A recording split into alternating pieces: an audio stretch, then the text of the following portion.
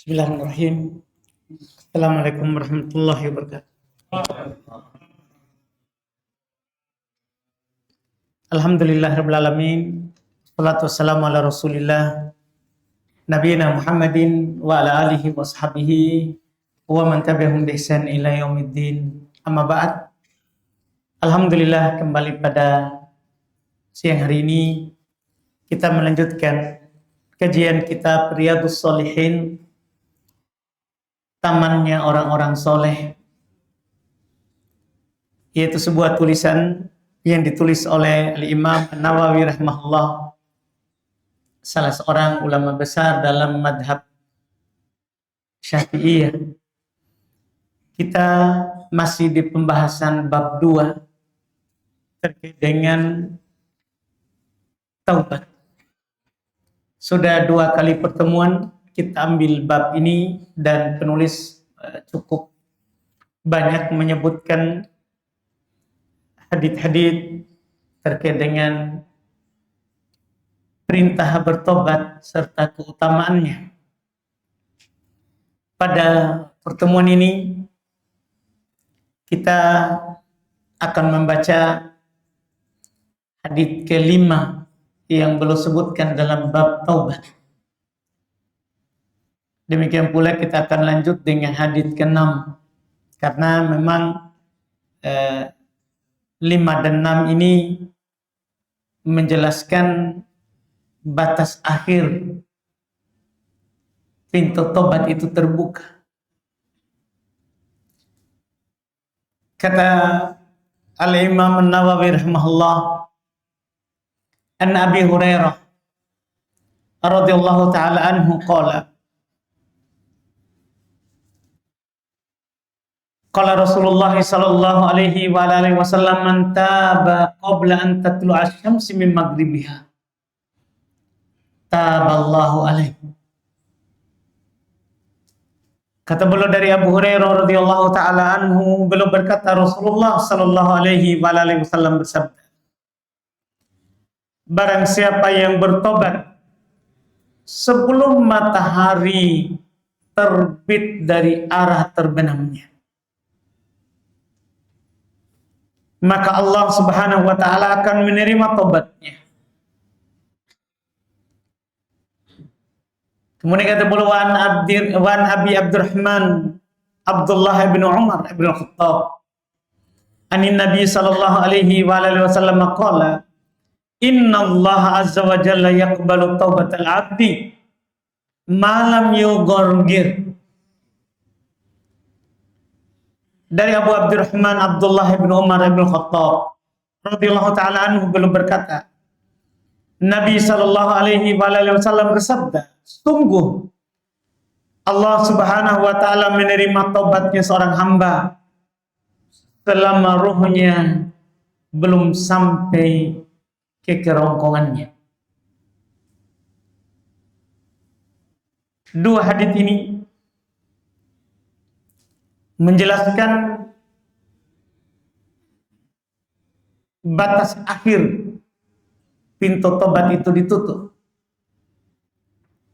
Ada hadits sebelumnya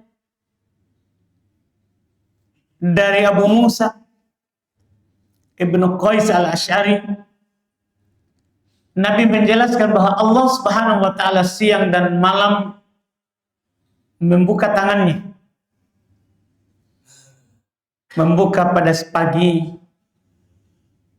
untuk menerima tobat orang yang melakukan kesalahan di malam hari, membuka sore untuk menerima tobatnya orang yang melakukan kesalahan di siang hari. Tapi itu ada waktunya. Batas akhir pertama yang dijelaskan di hadits pertama, selama matahari belum terbit dari tempat terbenamnya. Karena kalau itu sudah kiamat. Matahari tidak akan terbit dari tempat terbenamnya kalau kiamat belum ada. Karena itu termasuk asyrat as-sa'al kubra, tanda hari kiamat dari tanda besarnya. Karena ada tanda hari kiamat, tanda kecil, dan ada tanda hari kiamat, tanda besar. Tanda besar itu ya sudah mau terjadi kiamat. itulah matahari terbit dari tempat terbenamnya. Biasanya terbit dari timur, tiba-tiba terbit dari barat. Sudah itu, tidak ada lagi taubat yang diterima. Tertutup. Kedua, dan kalau itu bisa-bisa kita akan melumpi. Bisa kita akan menunda. Karena hari kiamat masih lama. Iya. Karena selama ada orang mengucapkan la ilaha illallah, selama ada orang sholat, belum kiamat. Karena kiamat itu tidak didapati oleh orang sholat. Kiamat itu tidak akan terbenam, terbit itu matahari di tempat terbenamnya, kalau masih ada orang bilang la ilaha illallah. Karena mendekati hari kiamat akan bertiup angin halus. Angin ini tidaklah menimpa seorang yang mukmin kecuali langsung wafat. Meninggal serentak. Sehingga datang itu hari kiamat, terbit matahari dari tempat terbenamnya, di atas syirrul khalq tinggal manusia-manusia buruk yang tidak ada lagi mengingat Allah. Artinya selama kita seperti ini, masih lama hari kiamat. Iya. Kalau dilihat dari ciri besarnya itu.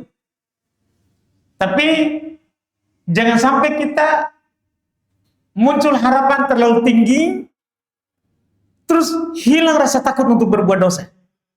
Makanya disebutkan tanda tertutupnya pintu tobat yang kedua, yang setiap saat bisa saja mendatangi kita.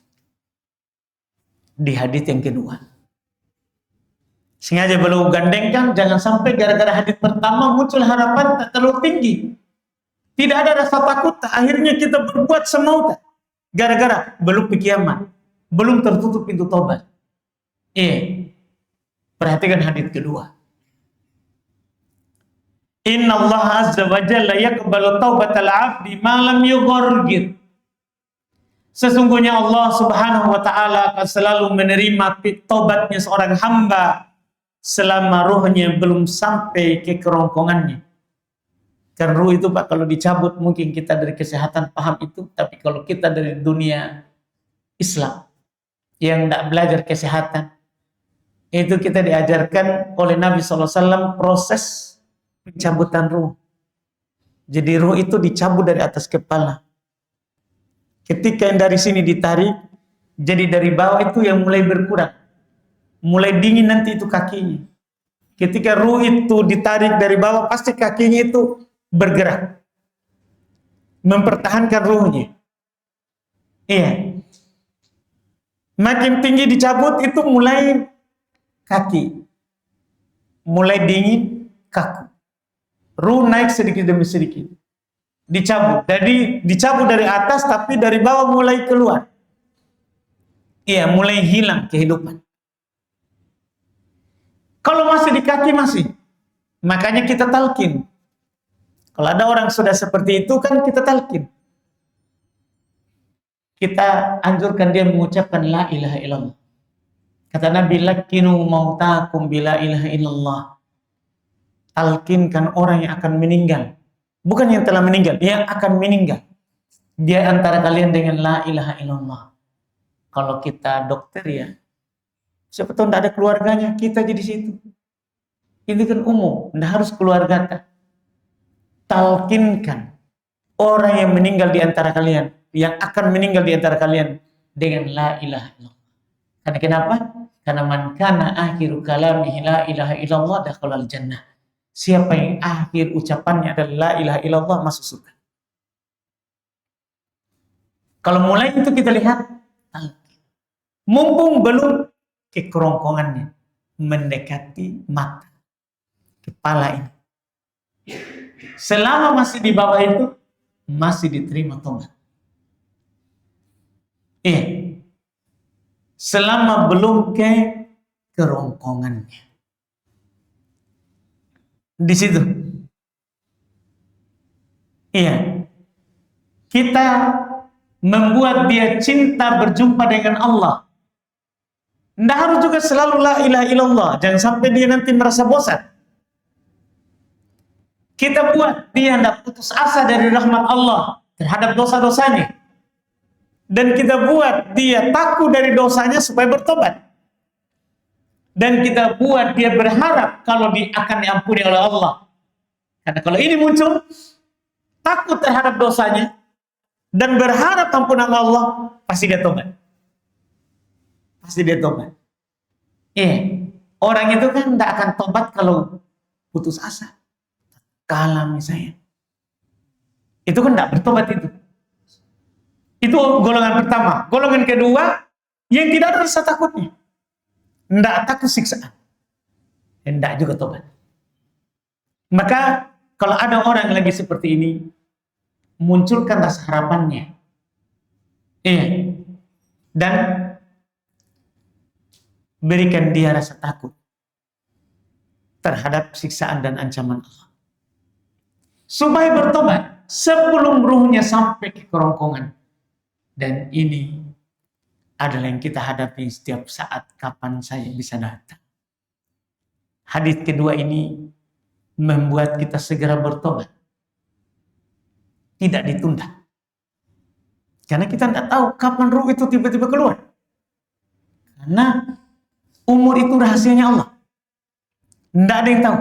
Yang jelas Allah cuma kasih tahu likulli ummatin ajal. Kullu nafsin dha'iqatul maut. Itu di banyak ayat. Setiap orang itu ada ajalnya. Ada waktunya. Setiap manusia, setiap jiwa akan merasakan kematian. Artinya pasti itu. Cuman hari apa, kapan, di mana, tidak ada yang tahu. La tadri nafsun bi ayyi ardin tamut. Tidak ada satu jiwa pun yang tahu di negeri mana dia akan mati. Yang jelas kalau kita ditakdirkan meninggal di situ, pasti kita ke sana. Kata Nabi, innallaha idza arada biqabdi 'abdin bi ardin ja'ala lahu ilaihi hajah.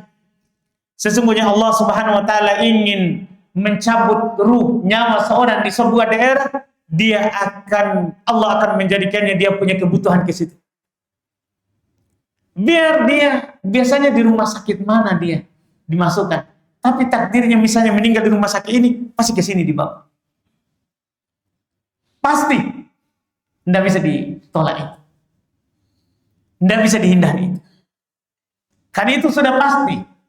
Karena itu sudah pasti, dan kita lagi antri menuju itu. Jadi tunggu itu panggilan tak baru bertobat. Jadi semua kita ini antri gini. Kapan kita dipanggil? Iya. Jangan menunggu itu baru bertobat. Makanya Nabi SAW pernah lewat bersama kita hadir. Iya, sudah kita baca di pertemuan terakhir. Bahwa beliau berkata, ya ayuhan nas, tubu ilallahi wastaghfiru. Wahai sekalian manusia, bertobatlah kepada Allah dan beristighfarlah kepadanya. Fa inni atubu fil yaumi mi'ata marrah. Sungguh kata Nabi, saya bertobat dalam sehari 100 kali. Setiap hari. Jangan menunggu belum bisa. Karena tidak ada yang tahu ruh itu dicabut. Iya, tidak ada yang tahu. Iya, ini dua hadis yang tentunya hadis pertama memberikan rasa harapan supaya kita selalu meyakini bahwa pintu tobat itu tidak pernah tertutup selama belum hari kiamat. Hadis kedua memberikan rasa takut. Jangan tunggu hari kiamat baru bertobat. Karena setiap saat kematian akan datang menghampiri kita. Kapan kita telah ditentukan waktunya saat itu, maka kita tidak bisa akhirkan walaupun sesaat. Ini dua hadis yang kita baca di kesempatan ini. Mudah-mudahan ia menjadi pengingat untuk kita semuanya. Insya Allah kita akan baca lagi di pertemuan depan. Masih terkait dengan itu, cuman riwayatnya agak panjang. Di hadits ke-7 itu riwayatnya cukup panjang. Insya Allah kita baca di pertemuan kita pekan depan. Insya Allah ta'ala. Kalau ada pertanyaan, boleh kita ajukan.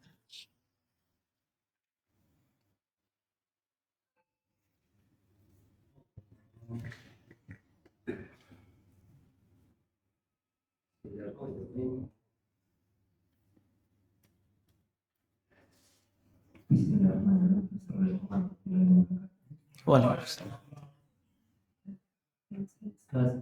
Apa hukum itu ridho kepada keluarga dekat? Baik. Ridho kepada keluarga dekat. Baik. Wajib hukumnya. Kita wajib ridho terhadap ketentuan Allah dan takdirnya Allah. Tidak boleh sama sekali untuk tidak ridho. Karena ada ancaman terkait dengan takdir. Kata Nabi, "Wa man radiya falahu ridho, wa man sakhita falahu sukh."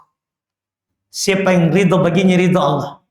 Tapi siapa yang murka, iya, dia tidak dapat takdirnya, dia pukul pipinya, dia cakar-cakar rambutnya, dia robek bajunya. Kan sebagian orang begitu, menampakkan ketidakridhoannya terhadap takdir. Baginya murka. Baginya murka. Murka Allah. Wajib kita ridho. Makanya Nabi kita, Pak, jangan anggap bahwa Nabi itu tidak pernah susah. Padahal dia adalah manusia paling mulia. Apalagi kita. Nabi adalah sayyidu waladi Adam. Pimpinannya ini manusia. Beliau adalah pimpinannya ulul azmi. Iya. Tapi belum pernah kena kesusahan. Di perang Uhud yang terjadi waktu itu pada bulan Syawal tahun ketiga Hijriah. Terjadi kesalahan pasukan. Akhirnya, singkat ceritanya, Nabi diserang dari atas gunung Uhud, bukit kecil itu. 70 sahabat meninggal. Iya. Nabi kena tombak pipinya, patah gigi. Tapi apakah Nabi mengeluh? Nabi menyatakan alhamdulillahi ala kulli hal. Tetap memuji Allah. Takdir. Takdir. Makanya ketika ada orang yang hilang dari kita, keluarga, itu kita membaca lillahi ma akhadha walillahi ma a'ta walillahi ma a'ta walillahi ma akhadha. Milik Allah apa yang dia beri dan milik Allah apa yang dia ambil. Ini kan menunjukkan kita ridho. Dan kita ucapkan inna lillahi wa inna ilaihi raji'un. Allahumma ajurni fi musibati wa akhluf li khairum minha. Itu yang kita baca saat musibah. Inna lillahi wa inna ilaihi raji'un. Sungguh kita ini milik Allah dan kita akan kembali kepadanya. Ya Allah, beri saya pahala terhadap musibahku ini dan gantikan saya yang lebih baik darinya. Ini kan semua ajaran supaya kita tahu bahwa kita harus ridho. Kita harus ridho. Untuk terakhir, untuk pertanyaan ini, pernah Nabi melewati seorang ibu, dia nangis di kuburan anaknya, meninggal anaknya, dia nangis. Nabi menasihati, iya, fal tasbiri wal tahtasib. Hendaklah kamu sabar dan mengharap pahala.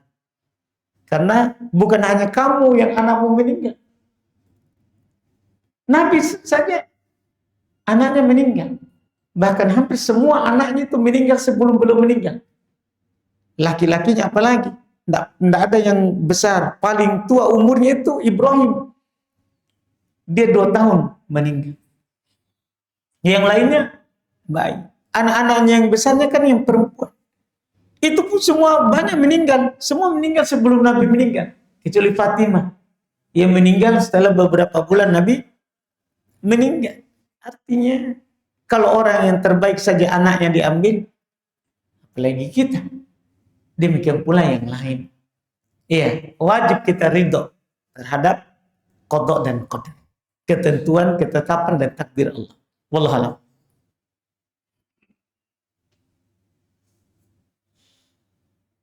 Lagi pertanyaan Ustaz, selain kalau sholat sunnah punya subuh, selain surah Al-Kafirun dan Ikhlas, adakah surat yang lain Ustaz dibaca pada saat punya subuh? Ada ayat di bukan surat Pak, ya. Itu ayat di Al-Baqarah dan Ali Imran. Iya, amanah Rasul. Itu juga disunahkan untuk dibaca, tapi itu kan panjang. Sementara sholat 2 rakaat sebelum subuh itu kan sunnahnya ringan. Tapi boleh kita baca itu. Kalau lama waktunya antara adzan dan iqamah kan harus juga kita lihat. Ya apalagi sekarang orang sudah ditetapkan itu bunyi. Iya ada yang 4 menit bahkan. Iya ada yang memang 4 menit itu kan cukup untuk orang wudhu dan sholat 2 rakaat. Tapi gitu kan cocok dengan Al-Kafirun dan Al-Ikhlas. Adapun ayat yang lain itu tentunya kalau masjid itu iqamahnya panjang. Jadi kita harus melihat apakah mereka masjid itu panjang baru qomat atau pendek. Jangan sampai nanti kita tidak selesai. Wallahu a'lam.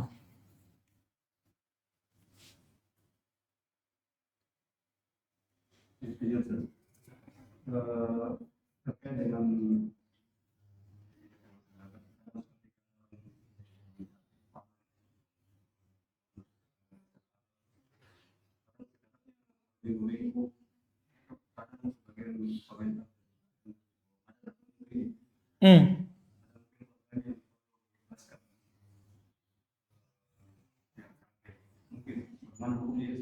Baik, ada nak tunggu itu. Baik, bagus sebenarnya itu. Iya, tunggu malaikat maut. Kalau dibilang tunggu keluarganya, ketentuan Allah tidak pernah memandang orang. Tidak ada itu, Pak. Itu ngaji-ngaji orang tidak ada dasarnya. Ya kalau dia sakarat belum meninggal, belum waktunya. Masih ada jatahnya hidup, walaupun hanya napas. Walaupun hanya menghirup oksigen lewat bukan lewat biasa. Walaupun makanannya tidak lewat mulut. Memang rezekinya sampai di sini. Tidak ada. Ketentuan Allah itu tidak bisa dihalangi oleh orang yang punya kedudukan. Tidak bisa dihalangi oleh nasab. Tidak bisa. Tidak bisa. Iya. Man batta'a bihi 'amaluhu lam yusri' bihi nasab. Siapa yang diperlambat oleh amalannya, tidak bisa itu dipercepat oleh nasab. Tidak ada keluarga yang bisa mempercepat, memperlambat. Tidak ada. Iya, ketentuan Allah itu tidak bisa ditahan oleh orang yang menahan. Dan tidak bisa ditunda oleh orang yang menunda. Sebagaimana tidak bisa disegerakan oleh orang yang mau menyegerakannya. Tidak bisa. Memang kita harus yakini jatah hidupnya masih ada. Iya, karena biasanya orang kalau begini mati nih. Tapi ini orang sudah begini tapi tidak mati-mati. Apa kita keyakinan kita? Berarti memang waktunya. Masih ada rezekinya yang belum habis. Iya, karena rezeki dan ajal itu berdampingan. Kalau sudah habis rezekinya, habis umurnya. Kalau sudah habis umurnya berarti sudah habis rezekinya. Jadi bukan karena orang yang dia tunggu. Bukan. Malaikat maut belum waktunya datang. Karena kan malaikat itu Pak ada 2 ketika kita meninggal. Ada malaikat yang siap mengambil ruh kita. Ada malaikat maut. Kalau yang siap mengambil ruh itu dari jauh lama. Dari jauh. Kalau mendekati kita meninggal itu berdiri dari sejauh mata memandang. Yang akan bawa naik ruh kita ke langit nanti. Selama belum dikubur. Kalau malaikat maut pas dicabut, baru dia datang. Baru dia datang. Nah kalau ada orang begitu, sebenarnya bukan sakarat namanya. Kan ini hanya apa? Tidak ada lagi kekuatan. La haula wala quwwah. Tidak ada lagi kekuatannya, tidak ada lagi dayanya. Belum sakarat. Sakarat itu kalau sudah mau dicabut ruhnya. Sudah mau dicabut ruhnya. Itu keyakinan tidak benar tentunya. Wallahu a'lam. Insyaallah satu lagi kalau ada, kalau enggak kita tutup. Silakan Pak. Jadi Ustaz, misalnya orang yang susah dan di masyarakat kita kan ada ditargetkan supaya dipermudah katanya Ustaz. Sebenarnya tidak, Pak. Talqin itu bukan mempermudah, karena memang innalil mauti lasakarat. Nabi bilang begitu. Sungguh maut itu pasti ada sakarat. Seandainya dibilang begitu akan mempermudah, pasti Nabi halus sekali berarti. Tapi masalahnya Nabi juga merasakan kesakitan. Sampai anaknya Fatimah sedih melihat bapaknya itu menderita. Tapi Nabi bilang, tidak ada lagi sakit setelah ini. Artinya, masalah itu bukan supaya mudah wafat, tidak. Karena pasti itu sakarat ada. Pasti itu sakarat ada. Tapi kenapa kita talqin? Iya, kenapa kita menghiburnya? Supaya mengharap ampunan Allah. Sebagian ulama juga menyatakan, kenapa kita bacakan Quran saat dia mau wafat? Supaya dia makin rindu bertemu dengan Allah. Nah, ini kan ada keutamaannya, Pak. Iya, ketika ada orang dibacakan Quran, akhirnya dia rindu bertemu dengan yang menurunkan Al-Quran itu. Itu kan ada keutamaannya. Man ahabba liqa'i, man ahabba liqa' Allah, ahabba Allah liqa'ah. Siapa yang senang cinta berjumpa dengan Allah, maka Allah juga senang berjumpa dengannya. Nah, itu yang gitu, Pak. Kita baca Quran itu bukan supaya tidak ada sakaratnya, tidak bisa dihindari itu. Iya, pasti karena ruh tidak mungkin mau berpisah dengan jasad semudah yang kita pikirkan. Tidak mungkin. Dia masih mau hidup. Ruh itu tidak mudah untuk keluar dari kita. Makanya pasti ada sakarat. Karena ruh melawan. Ruh melawan. Iya, untuk tidak keluar. Untuk tidak keluar dari badan. Iya, sehingga bukan itu sebenarnya. Iya, yang kita lakukan itu supaya itu tadi. Dia senang berjumpa dengan Rabb-nya. Dia mendapatkan keutamaan. Dia mendapatkan keutamaan. Begitu, Pak. Wallahualam. Baik, kita cukupkan. Insyaallah kita lanjut lagi di pertemuan depan. Subhanakallahumma hamdik, asyhadu an la ilaha illa anta astaghfiruka wa atubu ilaik. Assalamualaikum warahmatullahi wabarakatuh.